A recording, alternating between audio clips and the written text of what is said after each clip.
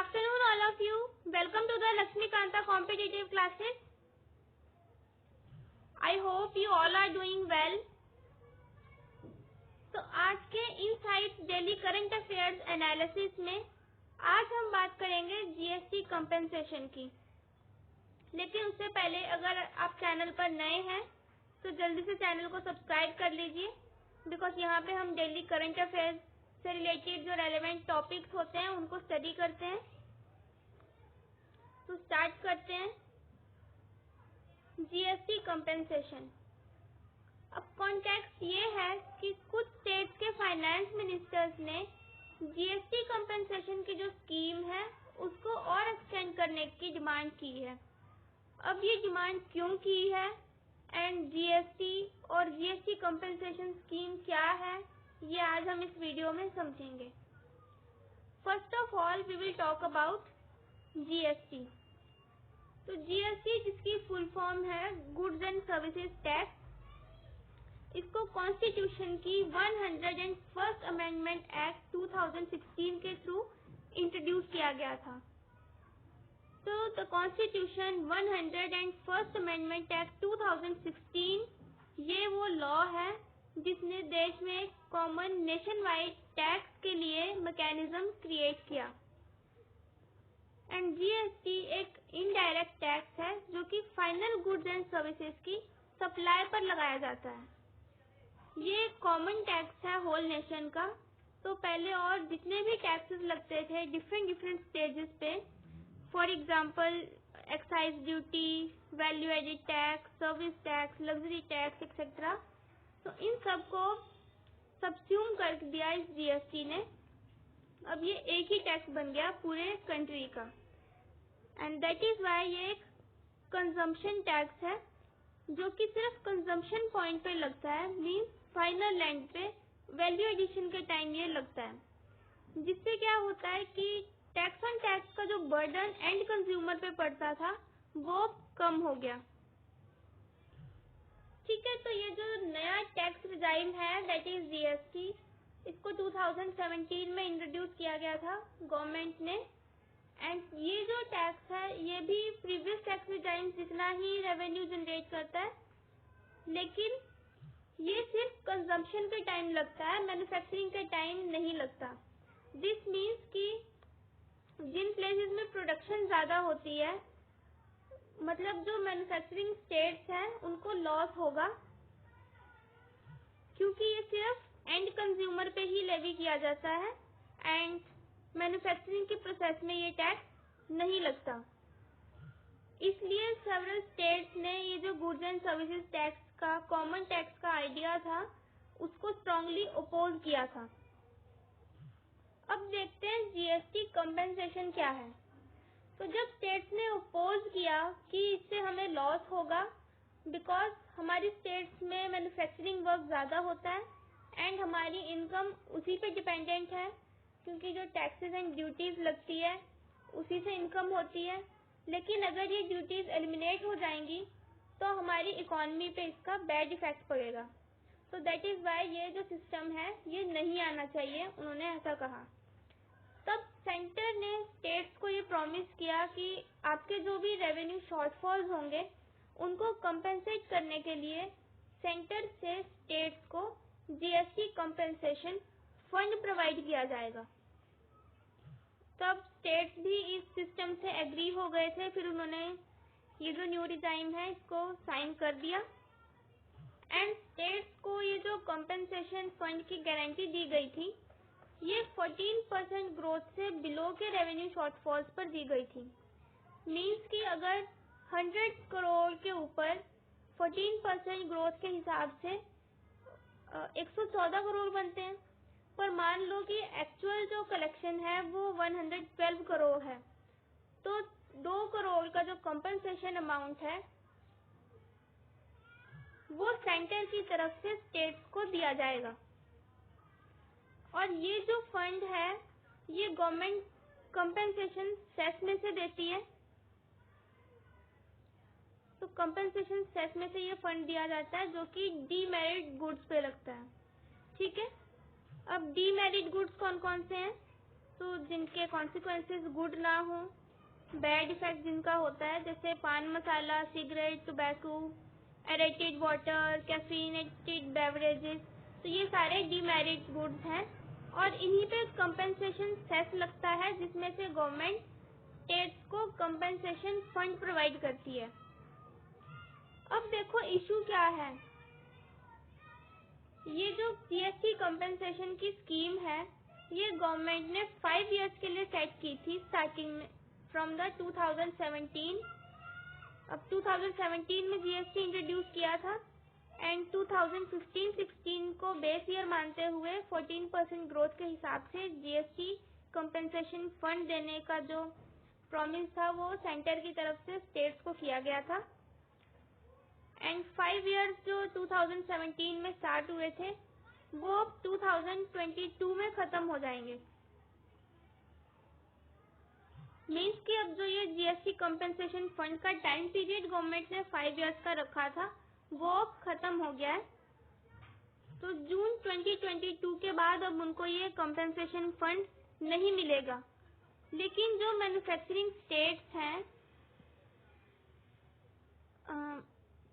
जैसे तमिलनाडु है, केरला, वेस्ट बंगाल, राजस्थान, छत्तीसगढ़, इन सब का ये कहना है कि जीएसटी के लागू होने से उनके रेवेन्यू तो बैडली इफेक्ट हुए ही हैं और अब कोविड-19 पैंडेमिक की वजह से रिस्ट्रिक्शंस जो लगी ऑल ओवर द कंट्री, उस वजह से हमारी इकोनॉमी और भी एडवर्सली हिट हुई है।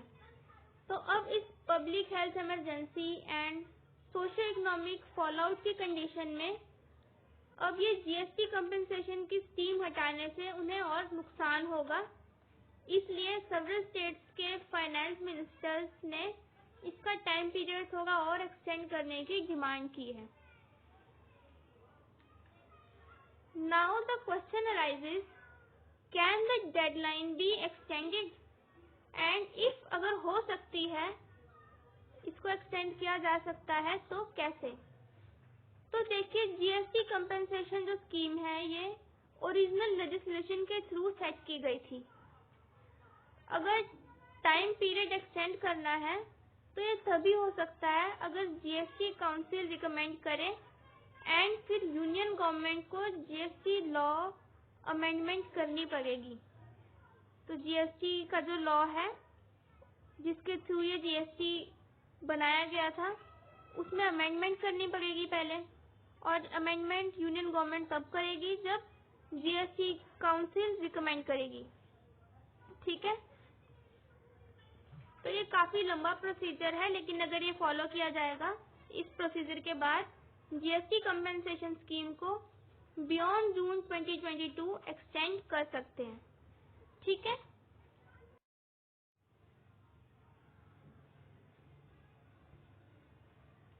Now it's time to question answer. Question answer session में अभी हम इम्पोर्टेंट जो क्वेश्चन आंसर होंगे उनको डिस्कस करेंगे। फर्स्ट क्वेश्चन है व्हाट इज जीएसटी। तो जीएसटी ये जो जिसकी full form goods and services tax है, ये एक वैल्यू एडिड टैक्स है जो कि 2017 में इंट्रोड्यूस किया था इंडिया में एंड डोमेस्टिक कंजम्पशन के most of the goods and services पे ये लगाया जाता है। और क्योंकि ये कंजम्पशन के टाइम लगता है, मैन्युफैक्चरिंग की प्रोसेस में ये नहीं लगता, so it is paid by consumer. So GST is a value-added tax levied on most goods and services sold for domestic consumption, and it is paid by consumer but remitted to the government by business selling the goods and services. ठीक है, next question है what are SGST, CGST and IGST। तो goods and services tax का ये जो system है ये dual system है। डुअल जीएसटीज हैं इसमें सेंटर और स्टेट्स के, जो कि साइमल्टेनियसली टैक्स लेवी करते हैं on a common base. So that GST that is levied by the centre is called central GST या CGST and the GST levied by state is called SGST या CGST. तो जो GST centre levy करता है वो central GST है, CGST बोल देते हैं शॉर्ट में, एंड जो स्टेट्स लेवी करते हैं उसको हम बोलते हैं स्टेट जीएसटी या SGST. GST. And state GST में वैट और लग्जरी टैक्स आते हैं हमारे। एंड सेंट्रल जीएसटी जो होता है ये एक्साइज ड्यूटी और सर्विस टैक्सेस को कवर करता है। एंड इसके अलावा भी एक और इम्पोर्टेंट एक अनदर कैटेगरी है जो कि एज सच टैक्स तो नहीं है, लेकिन जो import of goods and services पे लगता है। तो जो कंट्री में हमारे इंपोर्ट्स होते हैं उसको इंटरस्टेट ट्रीट करते हैं। एंड इसमें जो टैक्सेस लगते हैं वो integrated goods and services tax होता है, that is IGST, in addition to the applicable custom duties. जो भी कस्टम ड्यूटीज होती हैं उसके एडिशन में ये IGST लगता है। एंड ये जो इंटीग्रेटेड जीएसटी है इंटरस्टेट ट्रेड दोनों को कवर करता है। ये एज सच टैक्स नहीं है बट एक सिस्टम है just to coordinate between the state and union taxes. Fine. Now next question is what is a cess. ये जो सेस होता है ये कह सकते हैं कि एक टैक्स ऑन टैक्स होता है, एडिशनल टैक्स होता है। ये एक ऐसा टैक्स होता है जो कि गवर्नमेंट लेवी करती है टू सच आइटम्स।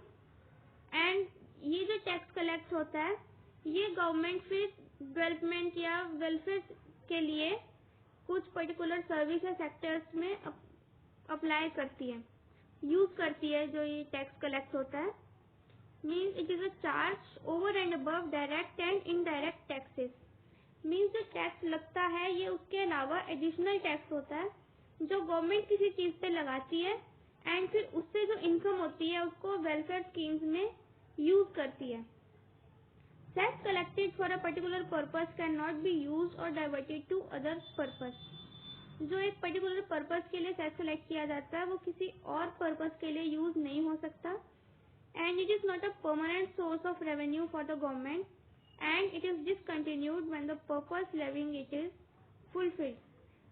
ये परमानेंट नहीं होता है जो सेस होता है, क्योंकि ये एडिशनल टैक्स होता है। किसी चीज पे अगर जो टैक्स लगता है वो तो लगता ही है। सेस अगर गवर्नमेंट लगाती है तो ये एडिशनल टैक्स होता है एंड उससे जो मनी मिलती है फिर वो डेवलपमेंट या वेलफेयर स्कीम्स के लिए गवर्नमेंट यूज करती है। एंड अगर ये जो पर्पस है वो फुलफिल हो जाए तब इसको डिसकंटिन्यू कर दिया जाता है। ठीक है। Now next question is what is compensation cess fund. तो जो सेस कंपेंसेशन फंड होता है ये स्टेट्स को सेंटर की तरफ से तब दिया जाता है अगर स्टेट्स कुछ रेवेन्यू शॉर्टफॉल फेस कर रहे हैं, इकोनॉमी क्राइसिस में है, तो कुछ पर्टिकुलर आइटम्स पे सर्टेन आइटम्स पे एडिशनल टैक्स लगा दिया जाता है। सेस जो होता है एडिशनल टैक्स होता है, टैक्स ऑन टैक्स। तो वो इम्पोज करके फिर उससे जो इनकम होती है वो centre as a fund provide करती है स्टेट्स को टू पे द कंपेंसेशन। तो अगर स्टेट्स को कुछ नुकसान हो रहा है तो उसको कंपेंसेट करने के लिए कुछ पर्टिकुलर आइटम्स पे एडिशनल टैक्स लगा के ये इनकम जनरेट की जाती है। एंड ये जो सेस है ये ज्यादातर डीमेरिट गुड्स पे लगता है, जैसे सिगरेट, टोबैको, एरेटेड वाटर, इन सब पे ये चीजें लगती है। तो ऐसे ही हमारा जीएसटी कंपेंसेशन फंड है, क्योंकि जीएसटी से स्टेट्स को जो मैन्युफैक्चरिंग स्टेट्स हैं उनको शॉर्टफॉल फेस करना पड़ रहा था। तो डीमेरिट गुड्स पे जो सेस लगाया सेंटर ने उससे फिर कंपेंसेट करके सेंटर स्टेट्स को कंपेंसेशन फंड प्रोवाइड करता है। Fine. Now consider the constitutional provisions regarding GST. तो इंडिया में जो जीएसटी का बिल था ये सबसे पहले 2014 में इंट्रोड्यूस किया गया था by the 102nd amendment bill. And फिर जब इसको 2016 में अप्रूवल मिला एंड फिर री नंबर किया गया तो कॉन्स्टिट्यूशन की 101st अमेंडमेंट एक्ट 2016 में इसको अप्रूवल मिला। ये वो लॉ है जिसने ये जीएसटी बनाया। एंड फर्स्ट टाइम 2014 में इसको इंट्रोड्यूस किया गया था, लेकिन अप्रूवल 2016 में मिला एंड फिर फाइनली इम्प्लीमेंट ये हुआ था 2017 में। एंड एक आर्टिकल है 279A, इसमें क्या है कि जीएसटी काउंसिल बनाई गई थी। तो प्रेसिडेंट ने जीएसटी काउंसिल बनाई थी to administer and govern the goods and services tax, and इसके जो चेयरमैन है वो यूनियन फाइनेंस मिनिस्टर होते हैं। फाइनेंस मिनिस्टर जो इंडिया के होते हैं वो जीएसटी काउंसिल के भी चेयरमैन होते हैं। एंड कुछ मिनिस्टर जो कि स्टेट गवर्नमेंट नॉमिनेट करती है वो इसके मेंबर होते हैं जीएसटी काउंसिल के। और ये जो जीएसटी काउंसिल है इसको कुछ इस तरह से डिवाइड किया गया था कि सेंटर के पास 1/3 वोटिंग पावर हो एंड स्टेट की 2/3 पावर हो वोटिंग के लिए, एंड जो डिसीजंस होते हैं वो 3/4 मेजोरिटी से लिए जाते हैं जीएसटी काउंसिल में। फाइन, तो thank you so much. I hope कि वीडियो आपके लिए हेल्पफुल होगी, and if you like the video share with your friends. And competitive exams की अगर तैयारी कर रहे हैं, करंट अफेयर्स स्टडी करने के लिए do subscribe to the Lakshmikanta competitive classes and press the bell icon so that you can get the notifications of my videos. If you have any query, you can ask in the comment section. Your suggestions are also welcome in the comment section. Thank you so much. Good luck.